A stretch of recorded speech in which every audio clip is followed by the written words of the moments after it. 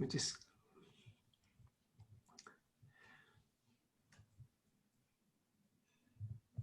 just give it a few moments.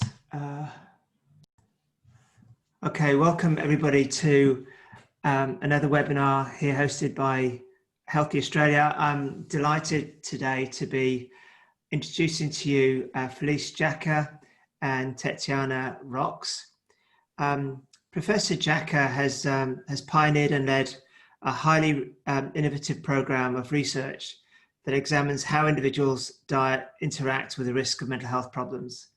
And Dr Rocks is a postdoctoral research fellow and head of translational and educational stream at the Food and Mood Centre Impact at Deakin University. But before we go any further, I want to acknowledge the land that we're all on today. So for me, I live in Alexandria. I'm on Gadigal land, and that's the land of the Eora Nation. I'd like to pay my respects to elders, past, present, and emerging. And I'd also like to pay my respects to anyone who's Aboriginal or from the Torres Strait Islanders are on the call today. So welcome and thank you. Just a little bit of housekeeping for everybody before we jump on.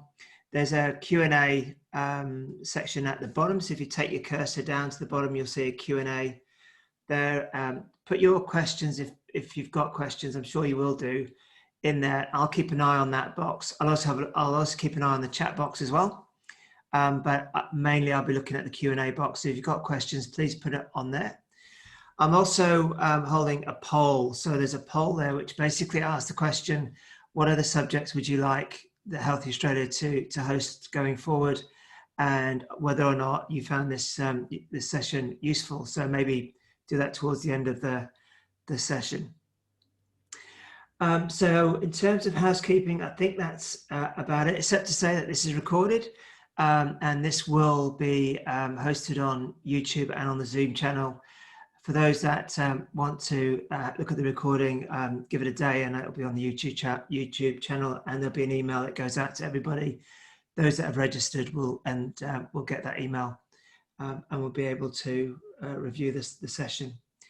So without further ado, I'll just quickly say that Felice is going to provide 10 to 15 minutes of information, followed by Tatiana. And then after about 20, 25 minutes, we're going to go into Q&As. The webinars will last until 8 o'clock. We'll close off at 8 p.m. So please get your questions in as soon as you can. So I'll stop talking now, and I'll now ask Felice to do her presentation. Over to you, Felice. Thanks so much, Eugene, and it's really delightful to be here tonight. Bear with me and I'll just share my screen and hopefully everybody can see this. Now, just as Eugene said, I head up the Food and Mood Centre, but over the last decade or so, I've led the development of a field of research that we call nutritional psychiatry, which is really focused on how diet and nutrition influence our mental and brain health. So we do research right across the board, from animal research, although not too much of that, lots and lots of epidemiology, which is when you collect data from people across the population and you sort of use statistics to try and understand what factors are linked to mental and brain health outcomes. We also do interventions where we intervene to see whether changing diet can improve mental health, which it can. And we also have a focus, well, for me, a particular passion on public health and the food environment. And this is really the context for the talk, is the fact that our diets have changed so profoundly over the last several decades, actually going back to the end of the 1800s is when we first started to see processed foods coming onto the market. They first started to make processed cereals in the 1890s. And since then, our diets, certainly in the West and very much increasingly across the globe and many other countries, have changed profoundly and moved away from the traditional diets to ones where these food products, I don't even call them foods, food products, ultra-processed foods, dominate the food landscape and are now the most heavily marketed, the most widely available, the cheapest, and as a result, the most socially acceptable. And because of that, we're now in a situation where unhealthy diet is the leading cause of illness and early death right across the globe. And malnutrition in all its forms, it's called now. So that incorporates not just undernutrition, but what we call malnubesity, where people have too much energy, but not enough actual nutrition. And alarmingly, a report at the end of last year that looked at the impact of the industrialized food environment and the impact on health and the environment calculated that this industrialized food industry is costing the globe $12 trillion a year, which will reach 16 trillion a year by 2050. Now, to put that into context, that's the GDP of China every year. It's devastating for the environment, devastating for our health. Now, knowing that unhealthy diets are the leading cause of illness and early death, and this is mainly through its impact on heart disease and diabetes and obesity and, you know, all of these different chronic diseases that we know are very much informed by diet. At the same time, we know mental and substance use disorders account for the leading cause of global disability, and particularly unipolar depression, which is that big blue chunk of the pie, and anxiety disorders. And these are called the common mental disorders for a very good reason. So understanding now from the work that we and others have done that these two leading causes of global disease and misery are linked gives us some really, I guess, the potential to think about new ways we might both prevent and treat mental illnesses. But what I'm going to do tonight is just briefly go through just some of the data that will be of relevance to people listening and a bit of a pointer about where we're going next, and then give people the opportunity to ask lots and lots of questions. And Tetiana works closely with me. Her background is in dietetics and education, and so she will put things into a practical perspective about what we can do about this. But just to say that, you know, starting from about 10 years ago, we started to develop a very extensive body of research that linked the quality of our diets to the risk for depression in particular. And some of the studies also looked at anxiety. And we see consistently across the globe, in all the different countries in which it's been studied, that the quality of people's diets is linked to their risk for depression. And as I said, in some cases, anxiety. And this is independent of all these other factors that we know could result in changes to diet or changes in mental health. So things like people's income and education, but other health behaviours, body weight, these sorts of factors, they don't explain what we see. And we see pretty consistently that the quality of people's diets, those people who have a better quality diet, have about a 30% reduced risk for developing depression over the lifespan. Now, again, putting that back into that context of depression in particular is the leading cause of global disability. It's a condition for which we've not had new treatments for decades. And it's a condition like all of the mental health problems where a lot of the risk factors are very hard to modify. They're things like your genetics and early life trauma, life stress, poverty, disadvantage. So identifying things that you can modify is very, very important. This is where we put our prevention hat on. And the important point here, of course, is that half of all mental disorders start before the age of 14.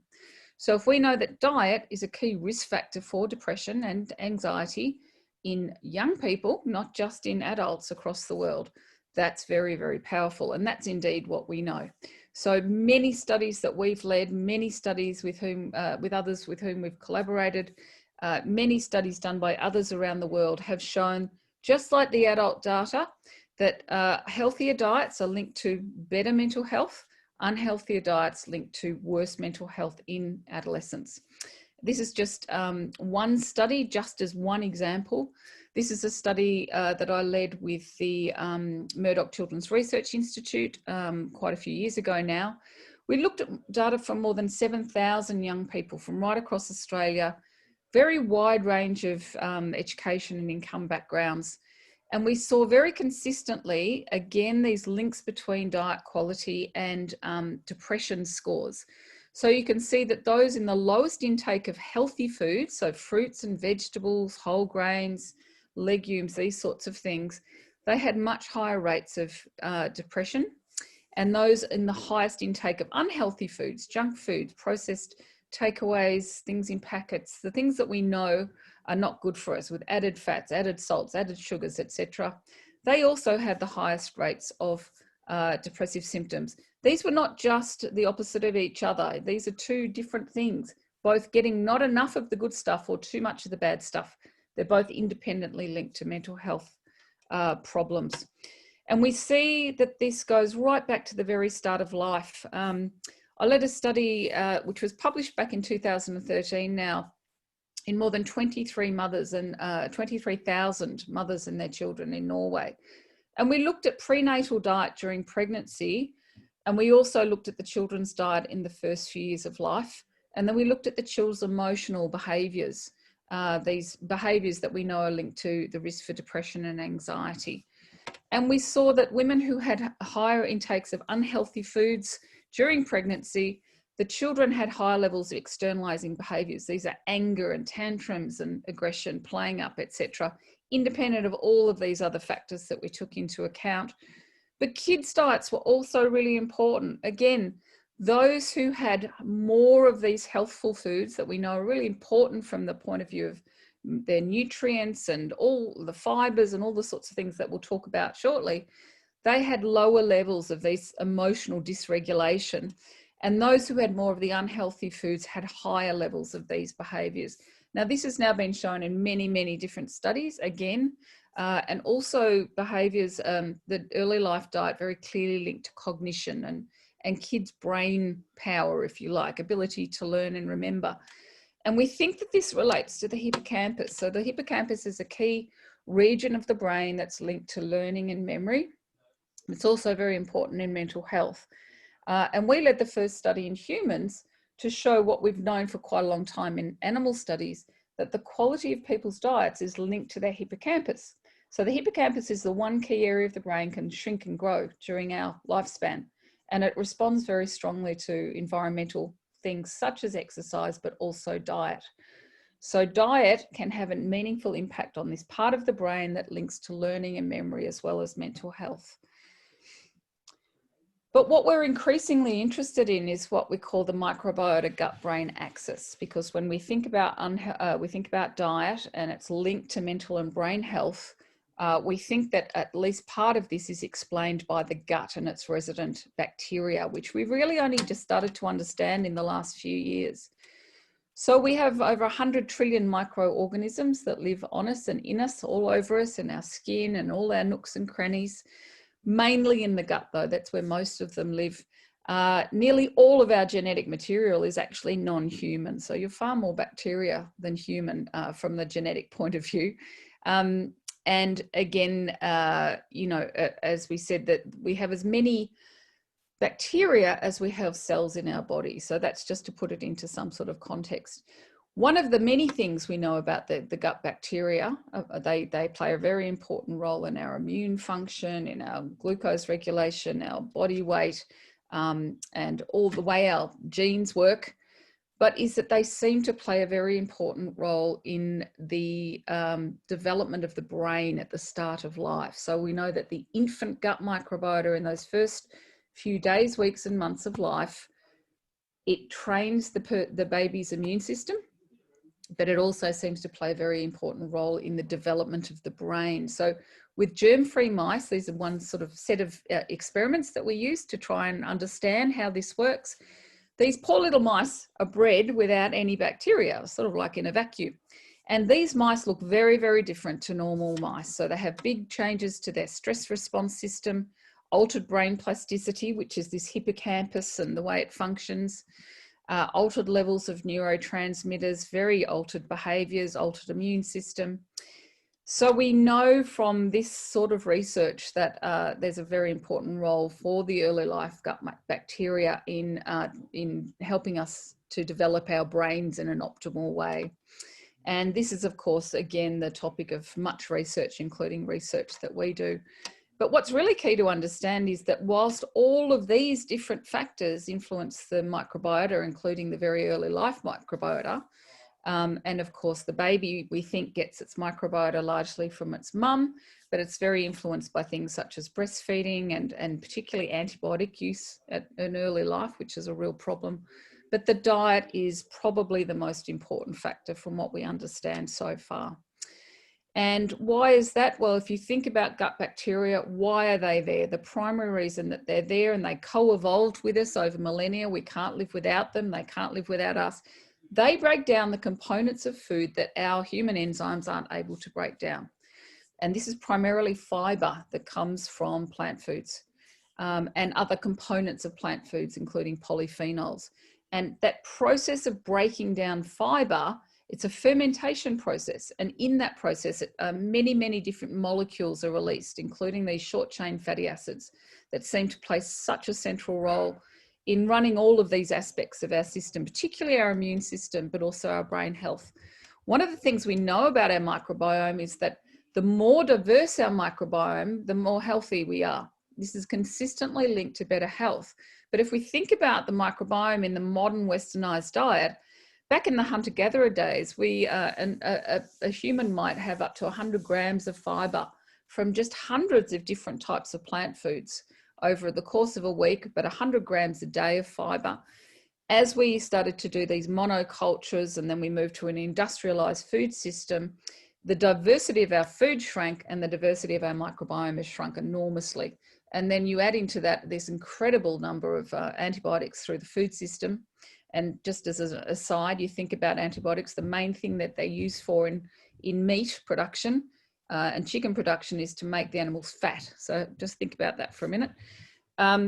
We know that we've had this shrinking in the diversity of our microbiome, and that has correlated very closely with this massive increase in allergic diseases. And if you think that the early life microbiome, it's linked to our training of our immune system.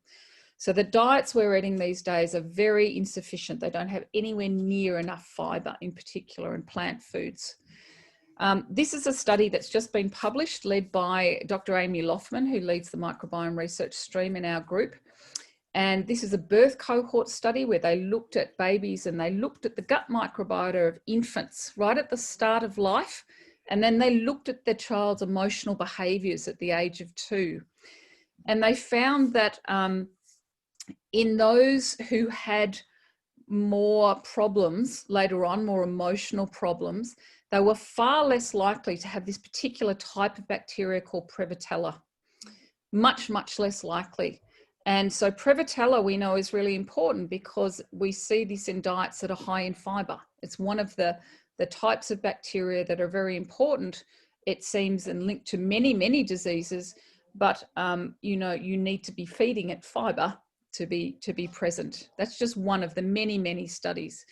So where do we find fiber? Well, obviously vegetables, fruits, whole grain cereals, things like oats and barley and brown rice and buckwheat and quinoa, etc.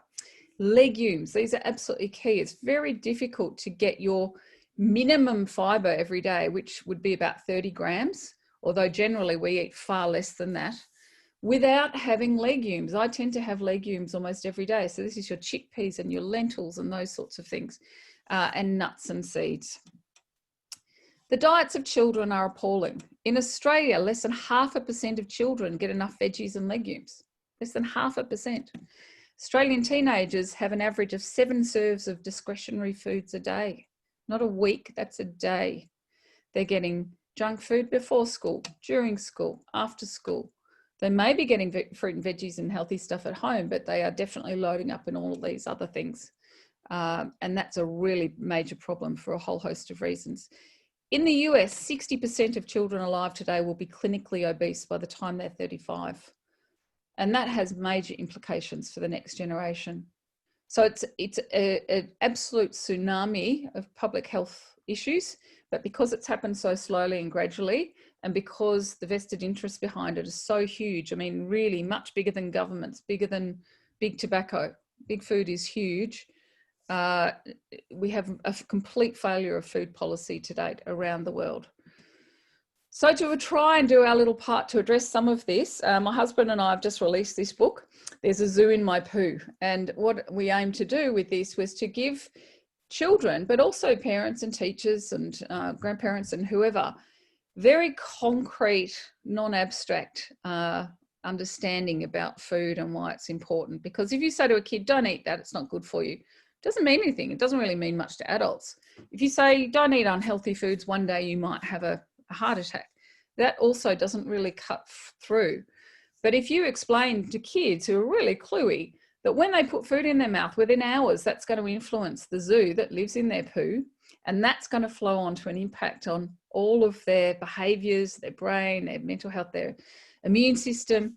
This is really powerful. Now, this book, I knew that there was a real need for it, but I'm surprised even at how popular it's been. It's sold out within a day on Amazon. And now the publishers are doing 2 more print runs so that there'll be many more copies of the hard copy in the shops before Christmas. But it will, we think, be released in the UK next year and hopefully the US as well. It is meant to be very simple, easy to access, fun. Kids love poo, bums, farts, you know, all the rest of it. But our aim is to sort of educate through this and make something very concrete for kids. And it's got a few great recipes in there that, you know, I really just made up, to be honest. Zoo poo stew, better bog burgers, farty toast, they're all in there.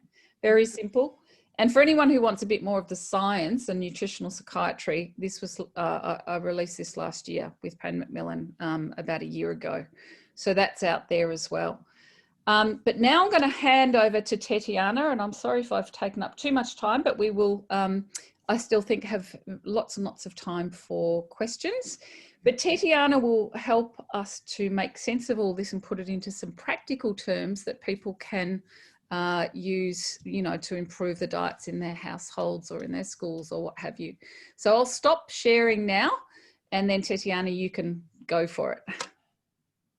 And while we're setting up, if people get their questions in, we do have one or two questions in at the moment, and we'll get to answer those at the end of this Tetiana's session. All right, how are we going? Everyone can see my slides? Yeah, it looks great. Fantastic.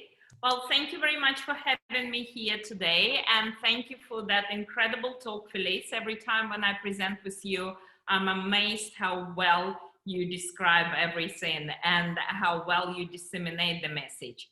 So as Felice mentioned, I work with her in the Food and Mood Center. So I had translation and education, and with my background in dietetics and education, what I like to do with you in the next few minutes, it's to have a short discussion that should give us all some opportunities to think what and how we should be eating ourselves and what we should be teaching our kids about healthy food.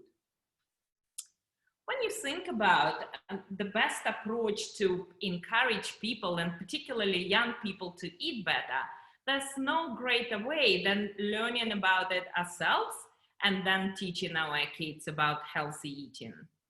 Just consider, and that strikes me, just consider many of us are very happily sign at least 100 hours of our lives to teach our kids how to drive a car. It's very important, but it's hardly a critical skill to have in life because one could always use public transport. But what about how to plan, find, buy, and eat healthily? We give up on that quite often, quite easily, and quite soon. Think about 100 hours to drive. Why not dedicate 100 hours to teach them about healthy eating? Teaching our kids about diet and nutrition is an essential skill that will serve them for the rest of their lives. Like any other critical essential skills, it will build their self-esteem, confidence, efficacy, sufficiency. Just think about when they can cook, they can actually do it for themselves and give you a bit of a break as well. I'll not be able to cover absolutely everything tonight, but if I'd like you to remember one message or one take-home message, please remember to have a positive focus when you describe diet, when you discuss diet with kids. Focus on what to eat, be positive. Don't worry much about what not to eat. Always give them positive options first. So what can we do to deliver these positive messages with our young people? Well, it really depends on their age. There's quite a few strategies and they vary depending on our, how old the kids are. With the youngest, being positive role model or bringing in positive role models works well, really, really well. Kids do like to copy their close adults, and research shows us again and again that eating habits of kids are very often closely reflect or closely match eating habits of their parents or their caregivers. Think about positive role models. Think about little heroes. Think about empowering them as well. Felice's book is a great example. That's why it's so popular, because kids can understand. They can see that, I can be good. I can, if I don't think about myself, I can think about those wonderful bacteria which I need to keep well. Moving into teenage years, getting kids more interested in health and making sure that they actually understand why, say, eating vegetables is important is a good idea. At this age, you can start harnessing their values. So young teens, or some 2-year-olds too, really value the concept of autonomy and independence. So presenting the concepts of healthy eating in a way that they can really own it usually works well as well. So we can, for example, foster the idea that healthy eating is their choice. Might be tricky, but we can do it. And we can start talking about environment, for example. Again, it depends on the values. So we can start to discuss with kids or understand together how eating healthily actually would mean better choices, making better choices for the planet. Make kids understand that if we eat better, we help in make our world a better place, essentially. The messages, of course, can vary. You might find that focusing on freedom works. So if I know how to eat and cook for myself and find the good food, I can really be an independent person. You can think about, if they value finances. God, I have 2 teenage kids, one lives by herself. Finally, she's starting to understand how actually cooking for herself and eating better saves her a lot of money in the long run. So think about what your kids value the most. Sometimes it's if they're into sport, explaining that eating well will help them perform better in sport right now. That might work as well. We do have a bit of a fight on our hands. As Felice explained, there's a lot of barriers that currently exist in that food environment. But we all can do nothing, or we can do something. So us all being here tonight really tells me that we all choosing to do something. So some of the barriers, even environment, even that obesogenic food environment, which is everywhere, but some of these barriers as adults, we can really overcome for ourselves, and we can help our kids to overcome them as well. Widespread availability of unhealthy options in environment everywhere, but we can learn ourselves and we can teach our kids how to plan, shop, prepare, and cook well. We can help them make better choices. As I mentioned before, social cultural norms play an enormous role. And that's always a good idea to get at least all adults in your household on the same page. And remember that positive messaging. So we have enormous potential to help our kids, and we can do it. When we teach them, remember the positives. Remember that we can talk about vegetables, about broccoli as our friend, and not something that we need to eat before we get to the dessert.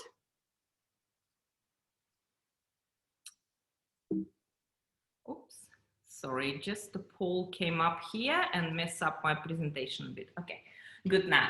So how we can actually eat better for ourselves and what we can teach our kids. Let's have a look at few things. Easiest way to do it, and might be not easy, but easiest way to do it, it's increase those vegetables, fruits, legumes, whole grains, nuts, and seeds.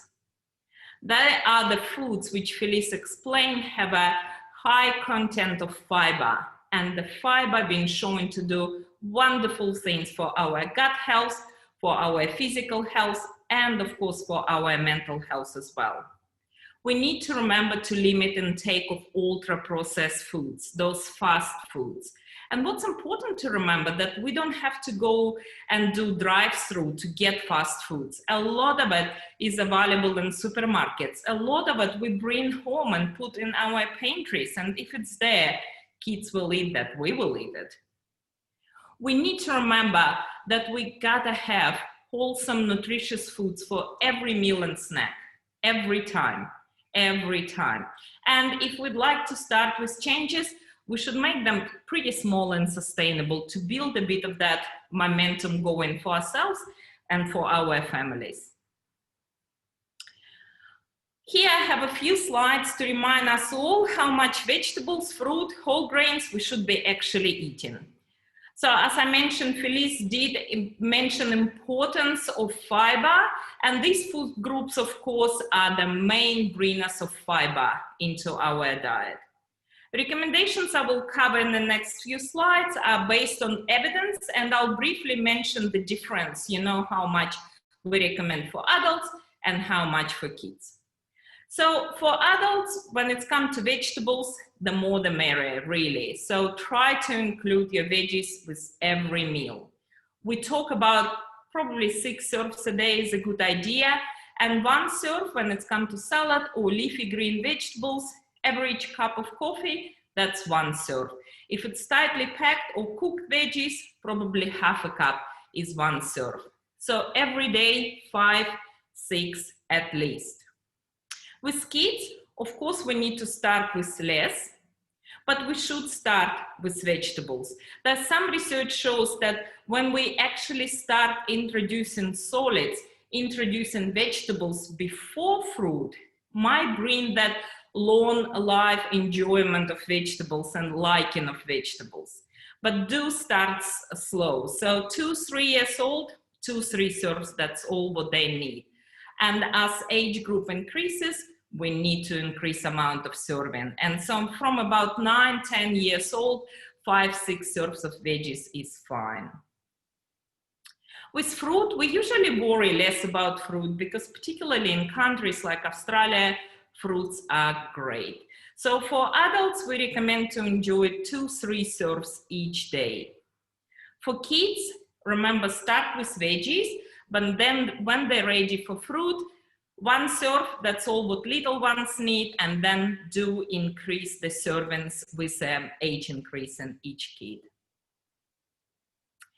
We need to remember that having vegetables and fruit, as well as nuts and seeds as snacks, is often a forgotten idea, but these are really should be part of our plan. When my kids ask me for a snack between meals, I offer them carrot or cucumber or tomato. If they don't want them, they're not hungry enough. So think about that. Think about veggies, making veggies available. Think about them as a snack, everyday snack. If you're looking for ideas, we're lucky to have, of course, wide variety of resources available when it's come to ideas for foods and recipes. Just one thing I might recommend is to stick with government bodies, so producers like Nutritional Australia or Dietitians Australia. Then you know that suggestions are evidence-based and not driven by some interior motives, unless of course it's Jamie Oliver, who's done tremendous and incredible work for teaching us all how to cook and eat better. And he's got as part of his website that cooking with kids section too. So have a look there, you might like it. But going back to our good food groups, I thought I'd quickly mention 2 other very important groups. So whole grains and legumes. Let's have a look at whole grains. And please, what I want to tell you, please don't be scared of whole grains. Adults really need to have about 5 serves at least of whole grains a day. And whole grains will not increase inflammation or make you unhealthy or make you put a lot of weight on. There's no evidence for such appliance. So highly processed carbohydrates, so highly processed grains, that's another idea, that's another story. They come in that category of ultra processed foods. And of course, we need to try not to choose them in our everyday meals. But whole grains, fantastic. And legumes, I'm glad Felice mentioned them already. They are cheap, cheerful, and so nutritious and tasty. Remember that bean on toast is a fantastic idea. It served us for years. We need to revisit that again. When you look for particularly pre-prepared legumes or beans, remember to choose ones with low added sugar or no added sugar or salt. Next slide. It's just here to show that you don't have to be a master chef to create nutritious foods and to teach yourself or your children how to eat well. You need basic protein, so canned fish, anything, eggs are fantastic, pre-prepared chicken is okay. You need some cereals or starchy vegetables. Again, don't be shy of canned chickpeas or pre-packaged rice, they are all good. And then throw in as many veggies as you have lying around. And again, if something comes in tinned or if it's frozen, it's okay as well. So remember, you need to try and increase. It's never too much vegetables. I don't have enough time to talk about anything else, but what I thought, I'll let you know about some further learnings you can do with us. So I'd like to invite you to come and join us online on FutureLearn. If you're not familiar with FutureLearn, it's a learning platform, it's a worldwide, it's available for everyone. And a few years ago, our center developed and led this course, that free online course called Food and Mood. And it's all about improving mental health through diet and nutrition. You'll be happy to know that next run of the course starts on 14th of September. We run it twice. And in these 2 runs, we had over 40,000 learners from 160 countries around the world joining the course. So if you'd like to spend 3 weeks in fantastic company, in truly global company, to learn more about food and mood and how you can improve your mental health and mental health of your family through diet and nutrition, I welcome you to join us on FutureLearn. Another very interesting course which developed by our dear friends and colleagues, and particularly Professor Karen Campbell, is a course on infant nutrition. Also, just like Food and Mood, it is a free course. It's through FutureLearn. It's open right now, so you can join tonight. And that's all about feeding kids in earlier stages of their life, from breastfeeding to baby first solids. Again, it's a great opportunity to learn evidence-based nutrition for your little ones in that wonderful group of social learners. That's about it from me today, but I'll look forward to hearing your questions. Great, thank you. Look, I would really like to thank both Felice and Tatiana for really interesting information. And there's a few things that really stick out for me. I mean, the connection between the food and mood. I mean, who knew what you eat could make you feel like depressed or not? And so, you know, I just think it's so important to be mindful about the food that we eat. Also, that whole link between the gut and what the gut needs and the gut health, that's really also clearly very important. And the simplicity of actually eating well and supporting children to eat well. I do want to quickly talk about the Feed Australia, which is a program that is used within the early childhood and education and care sector to support cooks and chefs to plan and deliver healthy food according to the Australian guidelines. So that's another program or tool that people can use if they so wish. But I do have some questions, and I'm going to get to those now. There are some questions on the chat, but I'm going to go to Q&A first. And I'll just reel them out. So we've got one here from Annie. Lou, how much bowls should we give toddlers? If they ask for more after 2 full bowls, shall we just give it to them? So is there a certain amount that toddlers need to eat? Do we need to be managing that, or are they able to do it themselves? Yeah, that's depends what's in the bowls. If it's a bowl of lovely hearty soup with lentils and vegetables, let them eat until their head falls off. It's not going to, they'll stop when they're full. If it's a bowl of sugar sweetened cereals, well, don't give it at all, because what people don't seem to understand, I think, often is that these foods, these ultra processed foods, they are designed to interact very strongly with the reward systems of the brain. So in the same way that cigarettes and drugs and things like that do, your brain loves these foods, and the dopaminergic system and everything, all those reward centers get switched on like a Christmas tree when you feed sweets and fatty foods and salty foods. So if you're giving those sorts of foods to kids, they will keep wanting to eat them. Doesn't mean it's good. Yeah. No, I get that too. 100%. Sorry, I was just saying, yeah, absolutely. Reward pathways do work very strongly because it's a survival mechanisms for us as humans.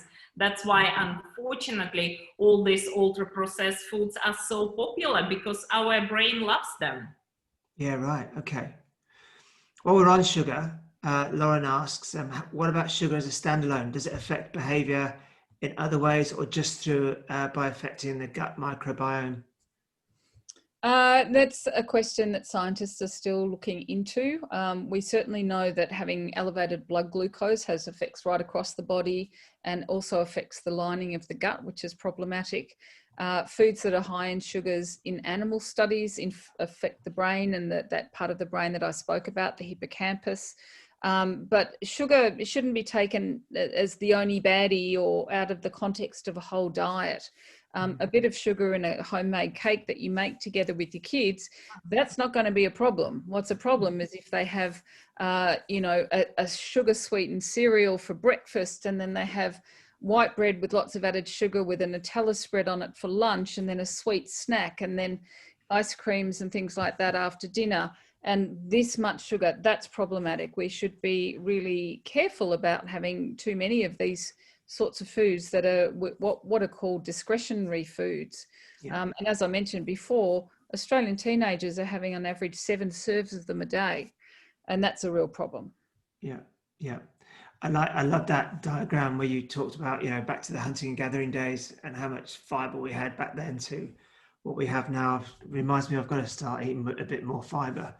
And you do, and it's diversity that's really important too. Don't just eat the same foods every day. Right. You need to feed your bacteria lots of different types of foods, because that's how you get more diversity, more different type of bacteria. And sometimes I wanted to add, sometimes with kids, unfortunately, they might get into eating carrots and cucumbers, and that's it for a while. And that's why I'm asking you, don't get discouraged. Remember, we need to commit to it. And kids, you might need to, offer foods 1, 2, 3, 4, 20 times before they actually accept it. But just because they didn't like kiwi yesterday or broccoli yesterday doesn't mean they're not gonna like it next day. So remember, consistent. But if you're in your pantry, you've got chips and 2-minute noodles and all of these snack foods, you're going to face a really uphill battle to get kids to choose broccoli when you've got those foods in the pantry that are screaming to those reward centers in the brain, a bit like drug addicts. So it's what you do when you go to the supermarket and what you model at home that is really important. 100%. Remember, we don't have to drive through to get junk food into our house. If it's there, if it's in the pantry, by the time you get home from work, your teenagers would clean it out. That's it. They will eat it. That's how it is. Yeah. I've got a question here from Kylie Lee Robinson. So she says, I have a child within my centre where I have noticed that his caregivers give him only processed foods. And I believe this affects his behavior. We've spoken to caregivers and they have not changed his lunchbox foods. How else can we encourage better eating? I mean, that's a really hard question to answer, I know. It's a tough one. With the younger kids, unfortunately, the best way to do is to influence parents. But hopefully a kiddo will, look around what's happening and will start asking parents as well. Kids do that. They look at what they, friends eating. And encourage, maybe build your early educational programs around healthy eating and hope for the best. But this is a major problem everywhere because kids, parents now lack the knowledge about food because they weren't taught how to cook. And it's also quite challenging, because these processed foods are often very, very cheap. They're very easy. So one of the most important things I think is in the early childhood setting where you have particular rules about what sorts of foods can come into the centre and then model very good eating or food behaviours within the centre. But if there's the opportunity to offer educational classes or information to parents, that's also a really valuable opportunity. But again, that's why I wrote this book, because it is something that's very accessible and it's designed to be understood by anyone, including a child, and it puts things in a very concrete way. And we have things like kids coming in saying, Mum, I'm eating a banana. The bugs in my bum will be so happy about this. So they do get it. So it's a really good way of getting them to think, and to choose better foods. Yeah, right. I'm glad to see beans on toast is back in vogue because I love beans on toast. Yeah, absolutely. It's one of the go-to. The low salt version, but nothing wrong. Baked beans on toast, fantastic. Yeah, no, I love that. That we had last week. We did have Marie-France Laval talk about fussy eaters. So there's a lot of questions about fussy eaters. But what I might do is, if you've got questions about that, I'm going to put my email in the chat. And then I'll give you the link to that video, and you can have a look at what Marie-France said about fussy eating and some really good advice for those that weren't able to do that. So I am going to ask another question. Is there a rebound effect in your gut, if in adulthood you were highly regulated in what you could eat, i.e., not allowed sugar and sweetened cereals, and do they seek it out more later? So does denial of sugar in early life mean that in later life you're going to seek it out because it was denied to you? There's no evidence for that I'm aware of. It tends to be that, yes, once kids start having some pocket money and a bit of autonomy, they'll break out and, maybe go and eat some of those things. But by late adolescence, they tend to come back to eating how they've always eaten at home. And that as they get older and, set up their own houses, they tend to revert back to those healthy habits. Certainly that's what I've seen with my girls, and I know with Tatiana, but I think that's what the research also says. Okay. 100%. And I want to look another I research, my passion in research is eating disorders as well. So completely denying everything is never a good tactic, but just having that in moderation and accepting that as part of diet, but perhaps shifting focus from having ice cream as a treat. It's not a treat, it's part of everyday or weekly eating, but you just don't have too much of it, and you don't put the praises on, say, ice cream or chocolate or lollies. It's a part of food, but it's just a small fraction. It's not a focus. Yeah, thank you. Another great question. What do you think about research highlighting that young children are not motivated to healthy eat by focusing on nutrition, and actually it can prevent them from eating? Children are concrete learners and nutrition is abstract, even more kid language in brackets. We can teach nutrition through positive, neutral exposure to food, smell, culture, look, which implicitly rather than explicitly teaches healthy eating. Great question. Who wants to answer that one? Yep. It's more a comment than a question, really, isn't it? Well, I think the answer's in the question. Do you agree with the answer? Yeah, 100%. And that's what I mentioned, Eugene, too. It's important to explain to why is it important, and that's where harnessing values. That's what I was talking about. So you can think about It's important because it gives me opportunity to cook with my parents, to enjoy dinner with my friends, to show off my skills to my friends, or to save money. That's what works in my older teenagers. They understand that the more, the better they eat, because that usually means they cook at home, they save more money. Having the abstract ideas that if you eat well, you're gonna decrease your risk of cardiovascular disorders when you're 60 will not work with kids. That's why this positive message is fantastic. But also, I think focusing on kids' mental health and well-being and brain health, if they understand that what they eat is going to have a pretty direct impact on how they feel and whether or not they can think clearly and learn, that's very proximal. It's something that's quite immediate that older kids can get their head around. But for little kids, it's all about, you know, growing food, preparing food, be exposed to it, becoming comfortable with new flavors and new textures and food products. And, you know, that's just exposure and education. Yeah. There are a few comments. I'll just quickly say that this is being recorded and will be made available on YouTube for anybody who wants to watch it again or to share with families. There's some comments there. Can we share this with families, with our colleagues, etc.? So I will be emailing everybody, and you'll have the link and you'll be able to do that. I think there's a very important caveat that I'd like to get across, though, and this is critical.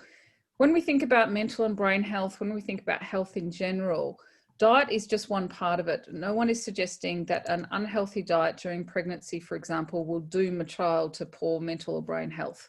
You know, it's much more subtle than that. Somebody in the questions was asking about fetal alcohol syndrome and whether junk food might be a bit like alcohol in that way. No, it's not. It's going to be a lot more subtle than something like alcohol is, which is a proper neurotoxin. It's a poison. When we think about food, and this is true also for exercise and not smoking, these are subtle effects that might just raise or lower the risk of later mental disorders, for example, in the face of other stressful life events or other risk factors. So it's not like if you eat junk food during your pregnancy or your child eats lots of junk food, that means they're doomed to have a mental disorder. Please don't think that. This is just one component. But what it does do is it provides the foundation. And we know that all of these systems, our immune system and our all of our metabolic systems and the gut and everything is interconnected, and that when they are not working optimally, particularly the immune system, then we can have an increased risk for mental health problems. But it doesn't mean that's what's going to happen. So that's great to be reminded of that. Yeah, it's great. Yeah. It's great to be reminded of that. And I also like to add too, and there's so many opportunities to be a good parent and educator. So food is fantastic, and we would like to focus on food, but there's so many other things you can do to be a good parent and to support your kids. Yeah. So look, Kim's got a good question about accessing collateral to help provide information sheets to parents and into kindergartens and preschool environments. Is there anywhere where people can access posters and information to provide this sort of detail to parents and educators? You're working on it very soon, hopefully in the next few months. We would really like to have that. And then they'll be available through the Food and Mood Centre website. Yeah, okay. So the website has a lot of really useful information. It has blog posts, it has links. There's all sorts of things on there that you can use in the meantime, but we are working on that. As a research unit, we're very, very strapped for cash because in Australia, unfortunately, medical research is, you know, right down the bottom of the list of priorities, apparently, from the government. So we are dependent on a lot of philanthropic funding to do the research that we do. But it's important to understand that we are recognised internationally. You know, we are the preeminent, and in fact, we're quite unique in our focus on nutritional psychiatry. And our work is very, very well known and highly lauded. I think it's a shame that we have to depend on philanthropic support to do the research that we do. So we do our best with limited capacity, but we certainly do want to make those resources available, and we're hoping to produce those over the next few months. And our free course is one of the resources which out there, and it's run few times through the year through Future Learn, as I mentioned. And someone asked about the link for food and mood course, and I just post that in the group chat, so you can access it there. So it starts on 14th of September, but we do rerun that. Another one going to be later in the year. And right now, as Felice mentioned, we are strapped for resources, but we're doing our best to translate and disseminate information.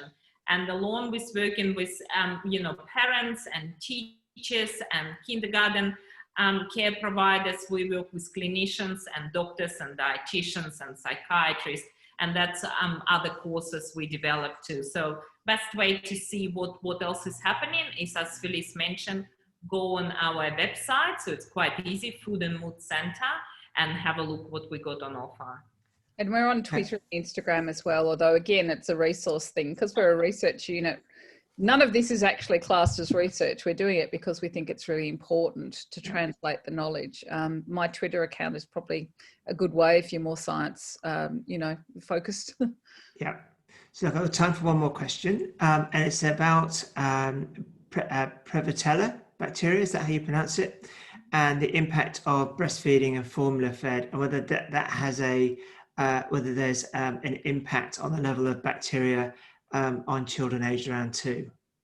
Yeah, so that's another area of great interest. What we know about breast milk is that the bifidobacteria, which are classed as probiotics, which means we know that they're really good for health, they are some of the first bacteria in the human gut in babies. And there are oligosaccharides in breast milk that human enzymes can't break down. So people never really understood why breast milk had these oligosaccharides in them if humans couldn't break them down. But actually it turns out that they're food for these bifidobacteria. So breastfeeding, yes, is very important.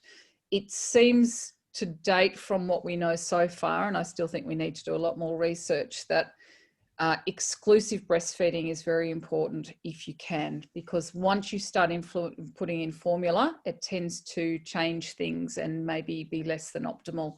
So where possible, breastfeeding is best, of course. And then when you think about the introduction of the first foods, you know, don't necessarily go for these highly refined rice cereals and things. You know, start off with vegetables and start off with foods that are, if kids at that age of babies start to learn to like vegetables right from the get-go, that's fantastic. And you're feeding your bacteria. And as they start to eat bread, you know, sourdough, rye breads and oats and things that are going to feed the bacteria, that's the best option. Yeah, that's great. Okay, so I'm going to wrap it up. But before I do, I want to get a final thought from Tatiana and Felice, and maybe start with Tatiana. What final thoughts would you like to leave us with? As I mentioned right at the beginning, please remember to be positive. So positive focus, that's very important. Great, thank you. And Felice? I just think this generation, particularly in the States, are almost a lost generation, I think, because of the impact of the food environment. And so what we need to be doing now is trying to ensure that the next generation does better. And this is where education comes into it. Yeah, great. And there was a question around how confusing it is with some of the, you know, what's healthy and what's not healthy. And I think it's not as simple as, yeah, this food's healthy and this food's not healthy. But it's for me anyway, it's about how much sugar we take in and how much protein and, you know, fiber. It's not even that complex, Eugene. It's actually very simple. The reason it's confusing is for one reason only, and that's money. There is vested interest in making people confused, both from big business, but also these social influencers and medical doctors, very often in America, who have supplements to sell, books to sell, diet plans to sell. And so they sell these ketogenic diets and these low carbohydrate diets and these carnivore diets and these rubbish diets. Yeah. Not evidence-based. They pick out little bits of evidence and they present them as if this is, you know, true. And of course, unless people are literate in scientific research, they're not going to know that. So it comes right down to what Michael Pollan said. Eat real food, not too much, mostly plants. If you do that, you'll be okay. I would just have a bit of diversity in there. And go for information on websites which are evidence-based. So that's why I mentioned bodies like Nutrition Australia or Dietitians Australia, the one which are evidence-based and not driven by immediate profits. And Feed Australia as well. It's very similar. 100%. And the Food and Mood Centre, we're a research. Yeah. You know, we don't exist to make money. We exist to do research. Yeah. That's a great point. So it's simple, not complex. Who knew? That's the takeaway from today. So look, I'd like to wrap up. I'd like to thank Felice and Tatiana for your time. You've given your time freely and at no cost, and I really appreciate that. You've added a lot of value to a lot of people who are on the line today. So it's a well attended webinar, and we'll be sharing it with other people. So very much appreciate both your minds and bringing all that information to us, and in a way that I can understand, which is great. So thank you very much. Thank you. Thanks for the opportunity. Thanks, guys, and goodbye, everybody. Thanks so much. All the best. Bye-bye. Thank you.